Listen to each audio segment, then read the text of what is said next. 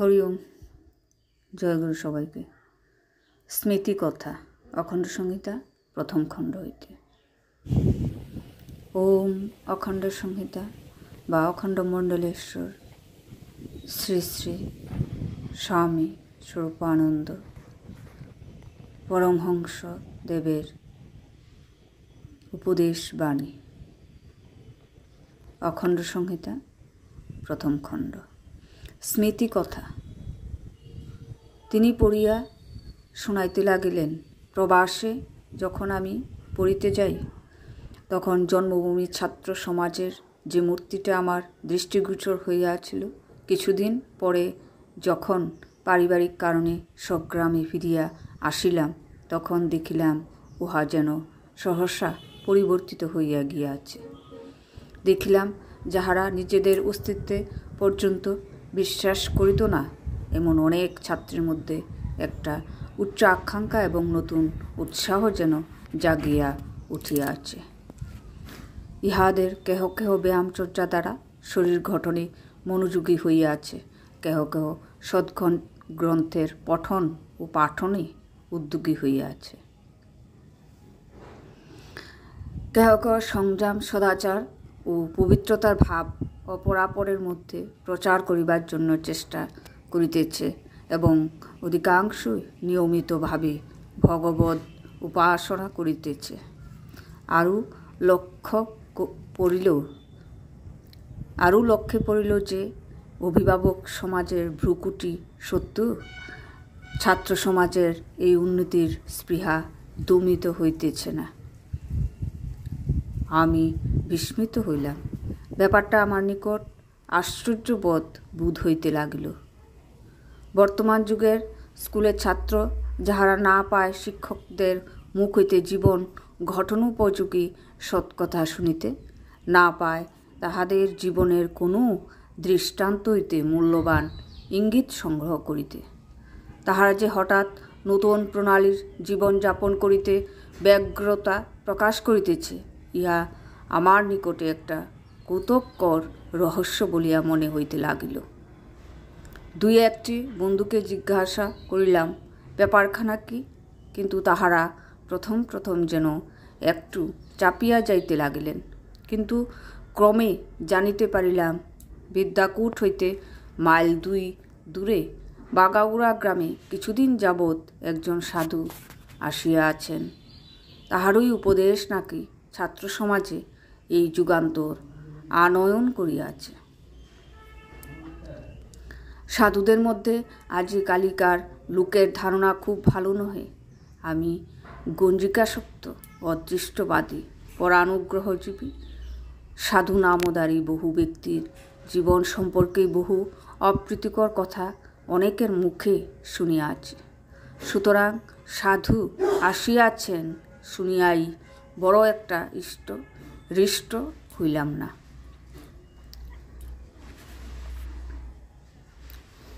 কিন্তু যখন দেখিতে পাইলাম যে স্কুল ছুটির পরে প্রায় প্রত্যহই বিদ্যাকূট হইতে বহু যুবক তাহাকে দেখিতে যায় এবং একবার যে যায় দ্বিতীয়বার যাইবার প্রলোভন সে কিছুতেই দমন করিতে পারে না।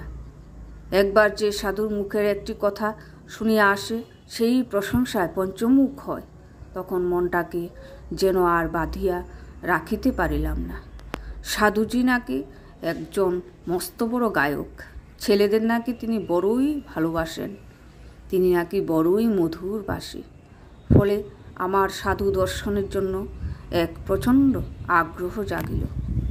বলা বাহুল্য, এই আগ্রহ ধর্মলাভের জন্য নয়, কৌতূহলই ওই উৎসুকের একমাত্র উৎস।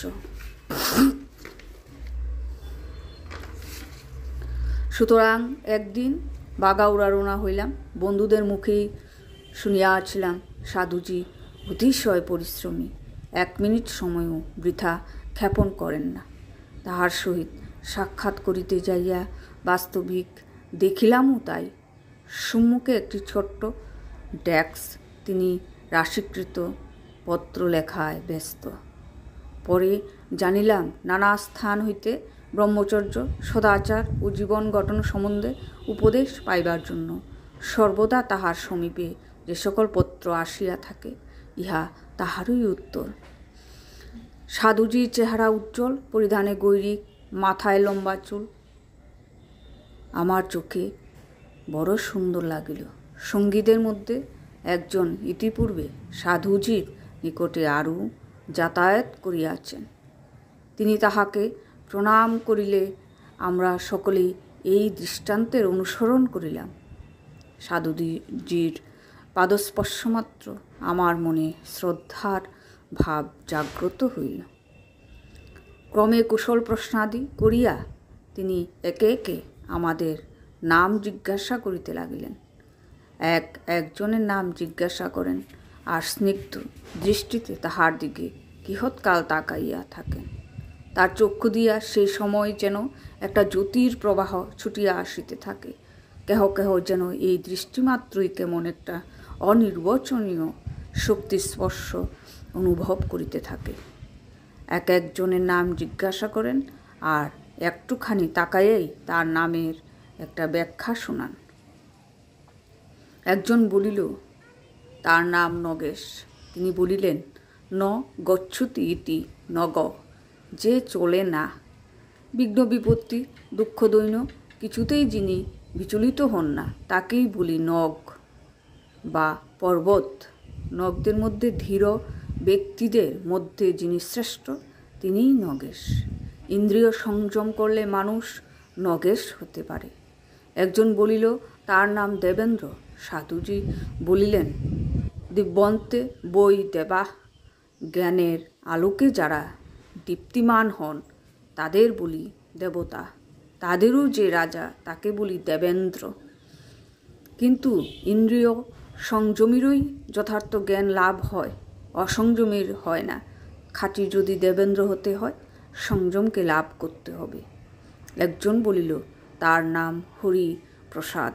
সাধুজি বলিলেন, যিনি পাপ হরণ করেন তিনিই হরি।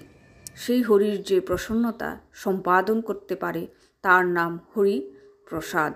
কিন্তু তিনি প্রসন্ন হন পবিত্রতায়, সংযমে, ব্রহ্মচর্যে। আমি বলিলাম আমার নাম ভূপেশ। সাধুজি বলিলেন, ভূপ যোগ ঈশ, ভূপেশ অর্থাৎ রাজার রাজা। বাস্তবিক প্রত্যেক মানুষই ভূপেশ, যদি সে ইন্দ্রিয়জয়ী হয়। তৎপরে তিনি আমাদের নিকট লোকনাথ ব্রহ্মচারী এবং বিজয়কৃষ্ণ গোস্বামী জীবন কথা বলিতে লাগিলেন। তিনি শুনাইতে লাগিলেন শুধু আশ্বাসের বাণী। দুর্নীতির দুঃখময় পথে পদার্পণ করিয়া যে মরণমুখ হইয়াছে, সেও যে বাঁচিবে, সেও যে মানুষ হইবে, তিনি বাজাইতে লাগিলেন শুধু সেই আশার বাণী। তিনি বলিলেন, লেগে যাও প্রচণ্ড উৎসাহ নিয়ে, দেখো জীবন ঘটিত হবেই হবে। অদৃষ্টে নির্ভর করো না, অতীত কথা ভেবে হতাশ হইও না। নিজের বাহুবলকে বিশ্বাস করো, ভবিষ্যৎকে বিশ্বাস করো। অদৃষ্টের বিধানকে পুরুষাকার দিয়ে বদলে নাও। মৃত্যুকে অমৃতে রূপান্তরিত করো। কথাগুলি আমার কাছে অমৃতের মতোই লাগিতে লাগিল। অবশেষে আমাদের মধ্যেই একজন প্রশ্ন করিলেন, আপনি কোন সম্প্রদায়ভুক্ত? সাধুজি উত্তর করিলেন, জগতের সকল সম্প্রদায় আমার। আমি জগতের সকল সম্প্রদায়ের কোনো নির্দিষ্ট সম্প্রদায়ের নই। শাক্ত, শৈব, বৈষ্ণব সবাই আমার। আমি সবার। হিন্দু, মুসলিম, খ্রিস্টান সবাই আমার, আমি সবার। ইহার পর তিনি আরও অনেক কথা বলিলেন। বুঝিলাম সাধুজির সম্প্রদায় নামক কোনো গণ্ডির ভিতর আবদ্ধ নহেন। বিশ্বমানব তাহার সেবার সামগ্রী, সকলেরই জন্য তিনি নিজের কল্যাণ বুদ্ধি প্রসারিত করিয়া রাখিয়াছেন। তাহার জীবন সাধনায় সম্প্রদায় বুদ্ধির স্থান অতি নিচে। আমি কিন্তু মুগ্ধ হইলাম। মনে হইল এই মানুষটির প্রত্যেকটি কথা যেন আগুনের মতো উগ্র, বজ্রের মতো ঘোর, নিনাদী। আমি আমার জীবনের সুপ্ত উচ্চ আকাঙ্ক্ষাগুলিকে যেন নিমেষের মধ্যে মাথা তুলিয়া দাঁড়াইতে দেখিলাম। ইহার পরে আরও একজন সাধু দর্শনে গেলাম। তিনি বলিলেন, তোর চেহারার ভিতরে ভাব আছে, তুই কবি হবি। তখন আমি অষ্টম শ্রেণীর ছাত্র, কোনো রকমে অক্ষর গণিয়া 2-4 পংক্তি কবিতা রচনা করিতে পারিতেছি। সঙ্গীরা একজন বলিলেন, ভূপেশ কবিতা লিখিতে পারো? সাধুজি বলিলেন, বটে, ভালো কথা, কিন্তু কথার কবি চাই না, কাজের কবি চাই।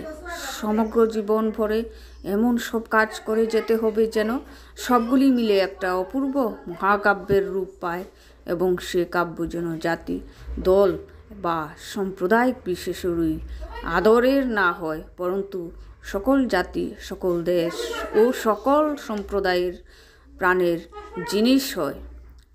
1331 16ই আষাঢ় সাধুজি আমাকে সাধন দিলেন, বলিলেন, পন্থাহীন হয়ে পড়ে থাকা বড় বিপদ। কল্যাণের নিরাপদ এই পথটি নিয়ে এগিয়ে যাও, উৎকৃষ্টতর পথ না পাওয়া পর্যন্ত এটা ছাড়বে না। সাধন সম্বন্ধে তিনি আরও বলিলেন, আমরা সুখেই থাকি আর দুঃখেই থাকি, ভগবান সবই দেখতে পান। তিনি আলোকে আধারে আমাদের সদা সতর্ক প্রহরী। তিনি যখন সকলই দেখেন, সকলই জানেন, তখন হে ঈশ্বর আমাকে ধন দাও, দৌলত দাও এসব বলে প্রার্থনা করবার কোনো প্রয়োজন নেই। যখন আমরা পাবার উপযুক্ত হব, তখন ভগবানের দান সহস্র ধারায় আপনি নেমে আসবে। কাজেই উপাসনা করতে যথাসাধ্য কামনা রহিত হয়েই করো। সাধনের বলেই পরমেশ্বরের ধনভাণ্ডার থেকে যথা বিরুচি সৌভাগ্য তুমি কেড়ে আনতে পারবে, তার প্রেমের ঠাকুর তাতে নিষেধও করবেন না। স্মৃতি কথা এই পর্যন্তই লেখা হয়েছিল। শ্রী শ্রী বাবা উনি শুনিয়া বলিলেন, লিখেছ বেশ, কিন্তু বাচ্চা, কলমের জোর কামানের চাইতে বেশি। কামানের গুলি খেয়ে যে মরবে না, কলমের খুচায় তারও দফা ঠান্ডা হয়। হরি ওম। সবাইকে জয় গুরু জানিয়ে আজকের পাঠ এখানেই শেষ করছি।